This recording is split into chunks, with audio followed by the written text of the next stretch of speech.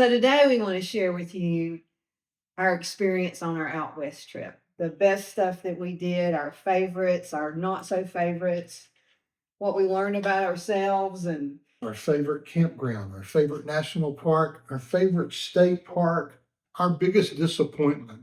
And we have a big one. we wanted to, put this video together to share with the people, and hopefully that it'll help you. But also, if you will, add in the comments all the things that we missed, because I know we missed a bunch. Well, first of all, I think it's our favorite national park. So, I do want to start out saying that we've never been to these national parks before. So, a lot of people have been here multiple times and probably could tell you a lot more to do than we did. So, our favorite national park between Rocky Mountain National Park, Yellowstone, And Grand Tetons. Tetons, and Arches and Canyonland. Is that the five? And yeah, that we actually got to see. Right. Your favorite? It's hard because you like the different ones for different reasons, but I guess my overall favorite would have to be Yellowstone. I would say the same thing, Yellowstone. Now why? Now, why? I guess because it's so diverse. There's just so many different things with, all the wildlife, the big, Yellowstone Lake that looks That's like like an an ocean, ocean, all the geysers and water features that are there, the history of it, the very first national park, the It's visitor huge. center, Yeah. the we could just go on and on and on. Old Faithful. I mean, it's just a very moving place, and if you've never been, I feel like that is definitely should be on your bucket Should list. be. Next, we have this category. We're just going to say our best campground experience. I don't know because I really enjoyed staying at all three of the campgrounds in Rocky Mountain National I did Park. too. I thought that was a great experience, and we actually stayed there for 3 or 4 nights in each one of them. But I guess overall, I think it would, and just because this is probably one of our favorite places that we went, was the place at Moab, Yeah. and it was only like $10 a night. So it's a designated National Park Service campground on the Colorado River, right outside of Moab. And maybe that says a lot about us because, it was a noisy place, but man, the views and the night skies and everything, they were great. And it was really close to a lot of things that we could do. There were national parks around. There was hiking. It was, you could sit outside at night and build a campfire, and you just had this nice setting. Um, I think for me, that's the definite winner. If there was one that could push it out of the number one spot for us on this trip, it might have been Moraine Park. Yeah, in the Because Rocky Mountain. Our campsite there was overlooking the meadow, and I can't remember the number of times that you came in or came out and said, "Come around here and look. There's more elk over here, or there's more here." And Mhm. we just saw so much wildlife from that one little bitty place, and so And you could actually walk down to the meadow where like all the yeah. elk was at night and Yeah. stuff, and listen to them and So watch them and stuff. so that's that'd be really that's number two, but definitely that campsite right beside of the Colorado River. It'll be the one we gauge a lot of our campsites comparing it to in the future. Next on the list, the best city and town that we visited. This one's easy. Yeah, but just to kind of gauge, we didn't go to a lot of cities and towns. Yeah. It didn't seem like we actually went to Estes Park, We spent some time in Salt Lake. Salt Lake. Yeah, so there were a few that we went into. Um, Of course, there's no towns or Jackson cities. Hole and other things like that. But we really spent some time in this place. Can you guess what it is? I can. I know you can. It's pretty easy for us. You want to tell them? Yeah, Moab. We can't wait to go back there. We just loved it, and there's lots of things that we didn't get to do that Yeah. we wish we had, and it's just so diverse. The town is so cute and got a lot of places, great places to eat. There's biking and hiking, and it's just we got Arches and Canyonland, Canyonland. Forest Point, all around yeah, there. all that really close by. So definitely would be the next category is our favorite hike. And we didn't do as much hiking as I would have liked to have done. But this one actually, I can rate it up there with, all the hikes that I've ever done in my whole life. And this is like one of my favorite hikes. And that one was in Moab too. And So so don't miss that if you go to that area. it was a It's just- mile away from our campsite. We left Maggie in the base camp and we did this hike. We met a group of recovering addicts that were rappelling down the Natural little bridge. natural bridge that we hiked out to. There was a lot of water crossings. I don't know. We've done some hikes that have stretched us and at our age, and we've said, maybe we shouldn't have done that. But this was one of those ones that A lot around of fun. every turn it was fun. Yeah. Definitely our most favorite hike. And wasn't very crowded. I think we saw on the way out, we saw 4 people. We met about 20 people there as they were rappelling down.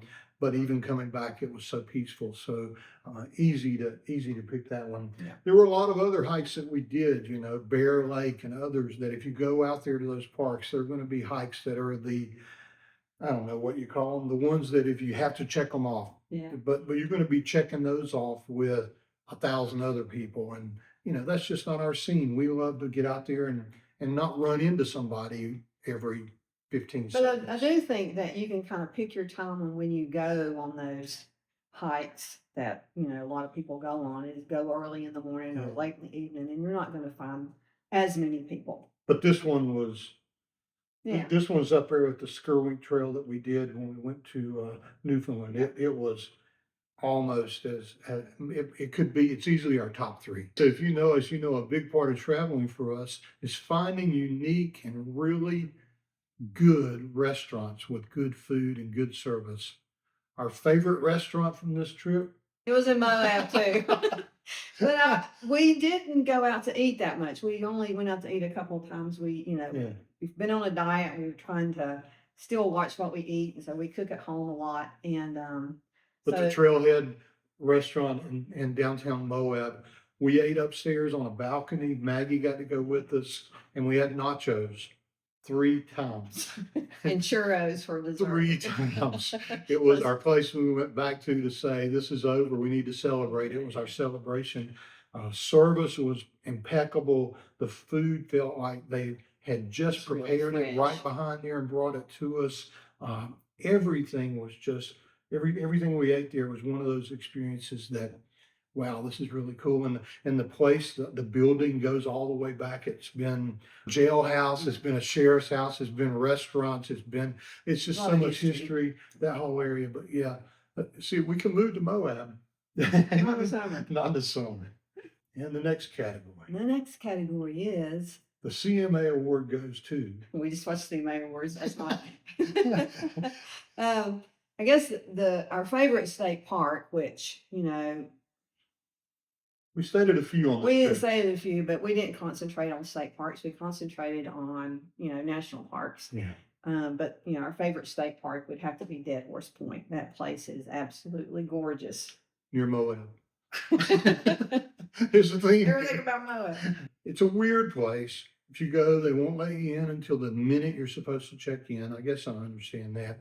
If you go, they have to truck in their water, so they don't let you use water to fill up your RV or anything. And That's a we little just weird. assumed that, Yeah. if it was a state park, they would actually have a dump station and a place to But we get should have water. done the research and all Yeah, that. we should But have. once you get over those things, man, the Dead Horse Point, the overlook, it's And the easily going to trails be there. one of the most jaw-dropping sights you're going to see on any trip out west as the Colorado River goes snaking through there. And it's one of those places. And then the campground was really, really quiet, and it had a shelter to shelter you from the wind and from the sun. And then from our campsite, we could walk out to the rim trail, Yeah. and you could go out onto this boulder or overhang a lot further than I wanted to go. Watch and the watch sunset. the most spectacular sunsets that we've ever seen. No crowds, no people, just absolute beauty. I mean, literally on those nights we went out there and did that, we never saw another person the entire No, time. we didn't. It's pretty It was cool. crazy, but easily one of the best state parks that we've ever been in. And other than this trip, we usually focus on state parks. So I would say this one's like one of our top 3 most favorite state parks we've ever stayed in on any trip in almost 30 years of camping. But it also makes me realize too that we should have concentrated more on state parks on this trip Yeah. instead of all national parks. That's true. And dispersed camping. So That's true. anyway, Yeah. Lynn loves to worry. I love to solve things. She loves to worry. so One he of the solves what I things- worry about. I do. One of the things we were really worried about going out west is this is the very first really long trip that we've made with the base camp and the Toyota Tundra. And if you followed us for any time at all, you know that last year when we went down to the Keys, we had a lot of swaying that happened. We had really some white knuckle experiences. So driving 10 and 11 and 12-hour days, we were worried about that. So I know you were. How did it turn out? I thought it turned out great. I thought you really had dialed in the whole towing situation. And I think you probably need to do an extra video on just what you did to the Okay. Tundra and to the camper. If you guys want to see that, let us know in the comments, and we'll try to do a video. But I think you're right. We were able to drive the speed limit pretty easily. Probably too fast sometimes for Too, me. yeah. We had zero.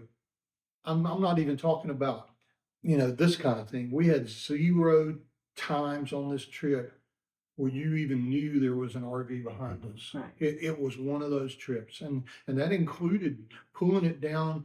If you've been out west and come through Denver, then you know you go across the Rocky Mountains, and that's a beautiful thing to go through Vail and all those places. But it's a scary place to drive when you're pulling a trailer, because you come across a ridge and it says pull over and check your brakes, and they're pretty serious about that. And then the next sign you see is an 8% grade for the next 40 something miles. That's hard for us to comprehend, but not one issue. We were also concerned about, we've never really boondocked for a long period of time with the base camp. I know we got the XE so we could. The lowest the batteries ever got was 55% after about 6 days. So I wish we had more solar and we hooked up the external solar. But other than that, it was a piece of cake kind of. It was set up to boondock, and it really served us well. Yeah. And most of the campgrounds, I think all but one, we didn't have any services. I mean, there were no power. Very no rarely water. plugged in at all Yeah. inside. It worked The out size great. worked out to be we worried about the size because there's a compromise. You get something small so you can fit in anything, but whenever you get out there, I always tell people that ask me, when we're driving, the smallest thing wins, and when you get there, the biggest thing wins. And the real answer is that seesaw of trying to figure out what the best compromise between those two things really is. And so the size, once we got there, we were fine, but we fit into any campsite that I found that was open. Yeah. Even one that was a 19-foot campsite, we were able to kind of sideways get into that. Yeah. So So did you miss having a van on this I trip? think that's a different question to answer, but I don't know, we didn't have that on the list. Yeah, there were times, but I don't think a van would have impacted the trip. We got almost 15 miles per gallon pulling the trailer over the Rocky Mountains. We've never gotten that kind of gas mileage with a van, and maybe it's better now since it's been a few years since we've had one, but there wasn't a time that I missed it. I thought I would. I mean, Yeah. we worried about it, but there wasn't a time. I guess getting out there and getting back probably would have been better with Easier. a van, easier. But the actual staying different places, especially if we're going to national parks, we felt really good about having Maggie a place to stay, and then we could go out exploring and stuff. We hate to leave her, but she's a whole lot more comfortable in her little doghouse. in her little camper than she would be staying in a van, parking different places, and leaving her multiple times instead of just one time. Okay, come on, hop on in. Hop on in. Thank you. Everything's good for you, buddy. Okay. We do have your little stool out a little bit too far. Yep. We gotta leave you. I'm sorry. Go ahead and get everything all snuggled in. We'll see you in a little bit, okay? Love you. Well, at one point I said we have a base camp, and they said, great, but what kind of camper do you have? And I said, well, no, actually we have a base camp that is based around our base camp. It's really aptly named for us, so I don't know. We're not saying we'll never have another van. I think in our heart we probably are van people. But this just fits where we are, and right now. we need to do a video about why we chose to not do that. And, if you guys want to see that, let us know in the comments and we'll get around to doing that one of these days soon. But what was our biggest disappointment from this trip? Because, when you travel, there's always going to be something that happens that you remember that was the best thing. But there's always something that happens that was the biggest thing that disappointed you. And what would you say that was? I guess, we've talked about it. I guess the government shutdown is the biggest thing, and it kind of impacted us, and not just physically, but mentally. And um, Yeah, yeah, I agree. I agree. so, Turns out we're wusses, and we've known that for a long time. When we're traveling, I don't know how it happened. We've been on trips where we've been gone for 5 months, but we've now reached a point to when we're traveling, after 5 or 6 weeks, we're wusses. We start missing being home, and I don't know why that is. We've got to address that and figure out why, and try to figure out how to fix that, because we both want to stay out longer. But that by now you've already seen the video where, the government, we literally were right at Capitol Reef National Park the night they were going to shut down. We stayed up to midnight hoping that something would happen and they would at least extend it out for a couple of weeks so that everything could stay open. And then I had that big disappointment of getting up the next morning, driving into Capitol Reef. And I know it's crazy. I realize it's crazy that my biggest thing I was looking forward to were apple pies. But by God, I wanted an apple pie from those Mormon apple trees. I'd been thinking about that for a long time. And the shutdown closed that. And it put us in a frame of mind where we already had reasons that we wanted to be back home because of family and other things.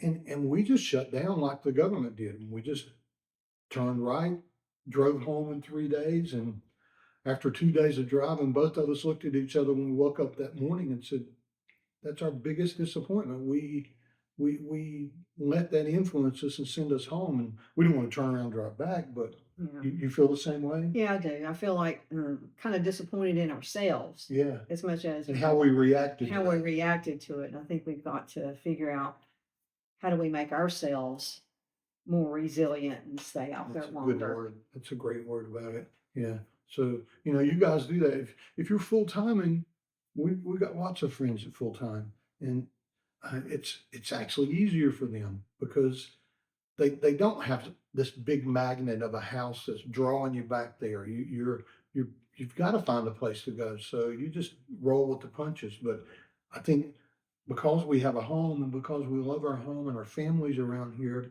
that magnet draws us back a lot more than we really even want it to. But Yeah. I don't know how to fix that. If you know how, or if you struggle with the same thing, help us, because we do need help with that. So, of all the places we stayed, are there any that you look back now and say, "Man, I wish we'd stayed longer there"? I wish we'd have stayed longer at Grand Tetons. I do too. That a grid? Yeah. Something happened on this trip, and we didn't talk about it a lot, but we did tell you that we had issues with our Tundra. We were leaking oil. That entire way out there, we were leaking oil. So we had to decide. We made an appointment at Salt Lake City at the Tundra dealer there at the Toyota dealer to get that repaired and get it done right. See where it's all looking down the seam there? Yeah. Okay. And then that entire time too, Lynn had an infected tooth, and we were dealing with that and didn't know if we were going to have to do an emergency dental thing. So we had more days booked for the Grand Teton, but we had to cancel those and head over to the Wasatch Mountain State Park and get staged to go into Salt Lake. Salt Lake.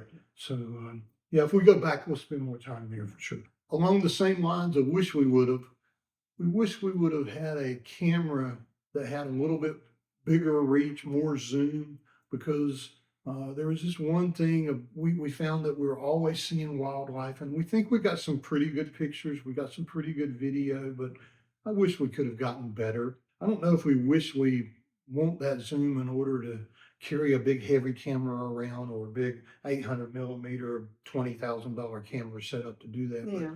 But it is something that we always scratched our heads and said, "Man, I wish we could have zoomed in a little bit further or gotten better pictures of that."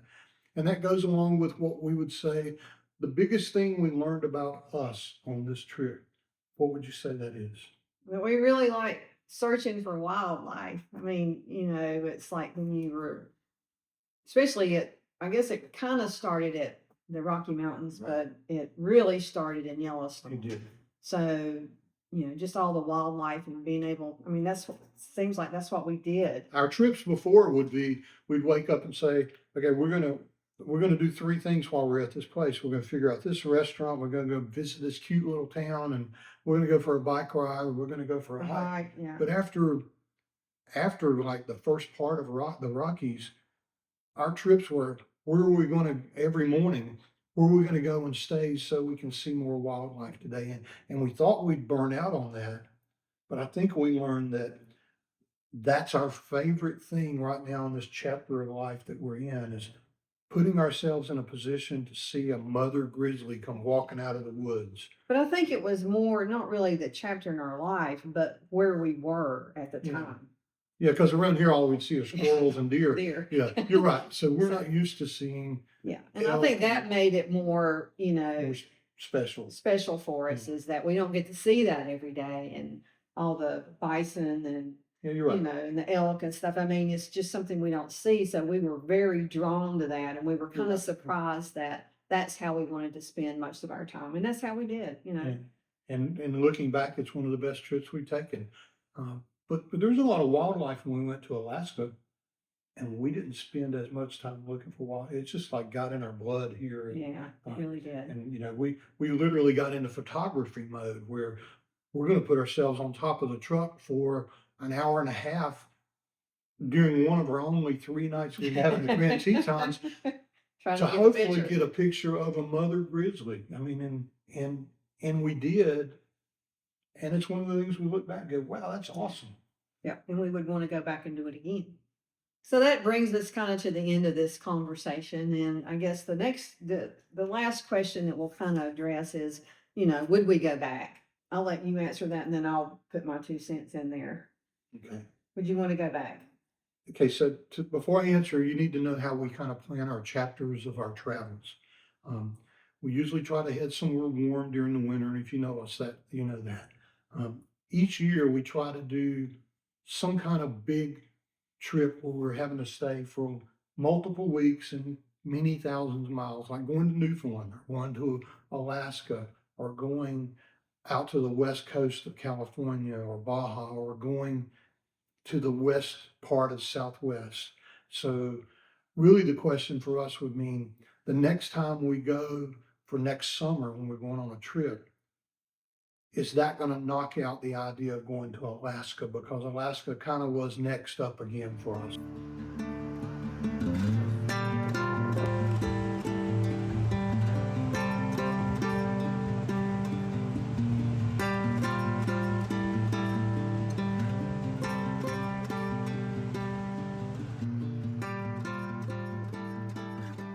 Did the Southwest just knock out Alaska for 2026? I think the answer is yes. I think maybe our trip next summer will just be I a do. continuation and a do-over of our trip out west, but making ourselves commit to it being a 12-week trip instead of a 5-week trip, because 5 weeks is just not enough. I mean, if you live out there, I can understand how you could go and spend 2 weeks and everything's cool when you come back. But if you have to spend a week getting out there and a week getting back, there's some kind of magical number How long you about should how long stay. you should stay to make that justified. So Yeah. I answered you. We go back? I don't know. I mean, I think that's I don't know what. I mean, we change our mind all the time, so Yeah. For different reasons. But is it a place you want to go Oh back to? yes, most definitely, because I do feel like we left a lot of things undone, and that a lot of things I didn't get to I see. get an apple pie? Yeah, you can get your apple. Well, there you have it. That's the trip that we took. We felt like we owed you kind of a thank you, because I would say most of the things we did that we have really fond memories of, most of those things were because of recommendations that you as our viewers and friends have given us. And we just from the bottom of our heart, we want to say thank you. We want to say thank you for watching it, because I know it's no fun to watch somebody go out there and do something like that. It's, if you're not going to go, sometimes it's okay to live through our eyes and see what we see, but it wasn't a teach you a lot of things about the trip kind of thing.